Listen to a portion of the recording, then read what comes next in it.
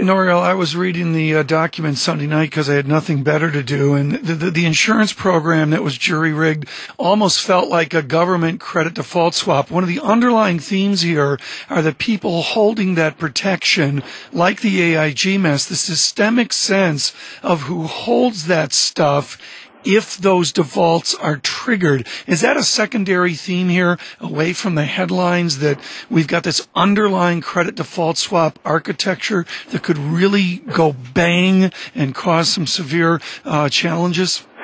Absolutely. If there is one part of the shadow financial system that can be really a source of systemic trouble is the credit default swaps, the CDS market. This is a market where you have about $62 trillion of protection that has been sold against an outstanding stock of corporate bonds of only $6 trillion, so 10 times more protection than the underlying bonds. And here the most important problem is that the selling of protection has been highly concentrated. A bunch of monoline insurers, AIG, a bunch of broker-dealers, a bunch of hedge funds. For example, Bear Stearns was too interconnected to be allowed to fail because of their role in CDSs, and the counterparties were the likes of JP Morgan and Citi. And therefore, if one of the big players collapses, then those who bought protection would think they're hedged, going to discover a big-time counterparty risk. And therefore, that market, it could be going into a massive seizure. This is really scary. And the idea on the notional rather, of $62 trillion, if you nail 5% of that, which is a William Poole ratio, is just a write-down, you're at a 4 trillion statistic, aren't you? Yes, absolutely. You know, the net is different from the gross, but here the most important problem is not the net versus the gross or even the size of the losses, but rather that the selling of protection has been concentrated among very few players, and if the major surge in corporate defaults is going to occur, and it's going to occur given the data on the economy, then some of these big players are going to go belly up, and those who bought protection are going to discover that there is no counterparty on the other side to pay for the protection. So that's going to be systemically severe. Now, Washington is going to get back to work on some kind of a rescue package. How realistic is that given opposition? I mean, we've had reports that some members of Congress are getting letters of 80-1 opposed. We heard one member of the Congress say over the weekend that his mail was running 50-50, 50% no and 50% hell no. Does that lessen the possibility that anything will be done? Oh, it's certainly the popular pressure is against this particular plan. Fairly on Main Street, people say the folks on Wall Street, they totally screwed up. They lost our money. They made big mistakes. They were reckless lenders and investors. And now we have to spend $700 billion of public money. This is huge. This is huge just to bail out these folks. There's something totally unfair about it, and that's why there is a popular revolt against it, and that's why so many representatives decided to vote against it, because otherwise they're going to be essentially kicked out in the next election. That's the problem we're facing right now. I think that the strategy that the congressional leaders are going to follow is to try to convince about a dozen of those who voted no to switch their vote to a yes, bribing them one way or another. That's the kind of the path of least resistance, rather than sitting down and say this plan was flawed, and even it's going to take us a month to do it. Instead of sending everybody home to campaign for the election, they should be sequestered, all these Congress people in Congress, for the next month to do the right thing, because doing the right thing means to rescue the economy from a disaster. So if they really care about our economy and our country, should be staying there rather than going and campaigning, and fix it. They do it right, because if you do it wrong, you're not going to resolve anything. If it's going to be passed tomorrow, the market is going to rally for a day or two, and then they're going to realize that the system is rotted and 100 banks are insolvent, and nothing in this plan is going to resolve the fundamental problem of this financial crisis.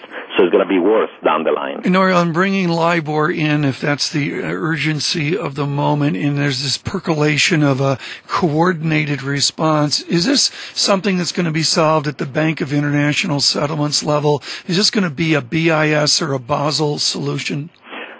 Certainly, you know, the BIS might be involved in this process, and certainly yesterday they went all the way, essentially doubling or tripling the amount of the swap lines of the TAF and others. But think what happened. They just announced yesterday they're going to give another $600 billion of dollar liquidity to U.S. and foreign financial institutions. And in spite of that, right now, LIBOR should be close to the Fed funds rate. At 2% instead is above 6%. means that everything they're doing is not making any difference. And it's not making any difference because whoever is getting the cash is hoarding it and is not lending it to anybody else, and is not lending it to anybody else because they cannot trust anybody else. When you know that people as big as Morgan Stanley or Goldman Sachs could collapse, when you know that banks as big as WAMU and Wachovia have collapsed, when you know that places like AIG or Lehman or Bear are gone, at this point anybody can collapse. And until they do a right triage and do a right plan, nobody's going to trust anybody, and this massive clogging of the interbank market is not going to be resolved. And if it's not going to resolve, the cost of capital for everybody is going to double. And it's going to be a disaster. I saw an essay out of Japan of a very few banks left. How many do you envision being left? Is it a question of 40 banks in Europe? Is it a question of 6 big banks in Europe? Do you have a sense of the countable number of banks? Well, in the case of the United States, my view of it is if you count it right, there are about at least 150 banks that have to be let go. Many of them are smaller kind of banks that are community banks or smaller ones, but I would say of the 32 regional banks, a good third of them, in my view, look like IndyMac, and they should be essentially shut down. And of course, some of the big ones like Wachovia and WAMU have already been shut down. We have to really do some tough choices. Many banks have to go. There'll be massive consolidation in the banking system, but unless you want to save the good apples, you have to get rid of the rotten ones, because the rotten ones are going to infect the good ones, because in a situation like this one in the basket with good one and rotten one, nobody knows which are rotten and which are good, and because of that, there is panic, there is generalized counterparty risk, nobody trusts anybody, and what the LIBOR is telling you today, and what the TED spread is telling you today, what the swap spreads are telling you today, those are credit risk measures that are saying, I'm not trusting anybody. Even the biggest bank could be tomorrow gone. How should I lend money overnight or even for a week when that bank could be gone in a week and I'm going to lose my money? That's what the credit markets and the interbank markets are signaling to you. And unless you do the triage, throwing another $600 billion of liquidity is not going to make any difference. They did it yesterday, and today LIBOR is triple as yesterday. So what does it tell you? It tells you this is not working. Been a lot of talk, Professor Roubini, about the difference between Wall Street, and Main Street is not going to get behind some kind of taxpayer finance package to bail out Wall Street. One guest we had this morning said it won't really come home to people until, somebody a small business has trouble meeting a payroll or something like that. But realistically, is anybody going to admit that? Gee, I couldn't get a loan to cover my payroll. Because essentially what you're saying is, don't ship me anything. Absolutely, there is a significant risk that a disaster or a total meltdown of Wall Street is going to really hurt Main Street. That's the problem. The financial system is necessary for the working of the economy, for business investment, for capital, for the household sector. The trouble is that right now we cannot have a $700 billion bailout of Wall Street just to avoid the collateral damage on Main Street. The right way to do it is to do something that does not have a feature of a bailout.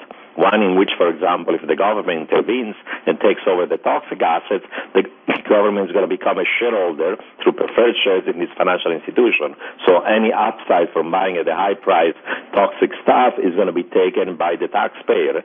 So we minimize the fiscal cost. So this scare tactics of saying if we don't bail out the reckless investors and lenders, then we're going to hurt Main Street is flawed, because you can do it right and minimize the taxpayers' problems, right? So the problem here we have is that you have a system in which you have privatized the profits, and now you want to socialize the losses. So this is socialism for the rich, for the well-connected, and for Wall Street, and that's not fair, and there is a popular revolt against it, and that's why the House voted against it. There is a way of doing it right. You have to use public resources, but you do it in a way that minimizes the taxpayer bill, that forces those who made the mistakes to provide more capital to chip in the losses, and do it right in a way that will resolve this financial crisis.